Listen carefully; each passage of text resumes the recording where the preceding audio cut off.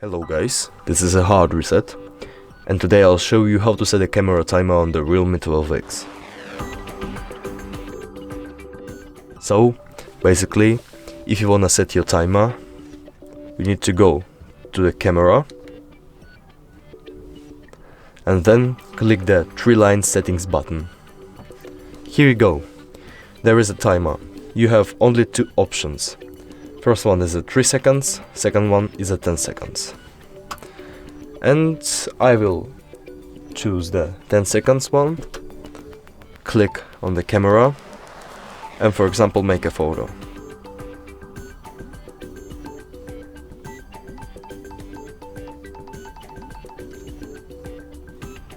Here you go. Then you have a photo with some kind of vibe. That's all, quick and simple. Thank you for watching, goodbye.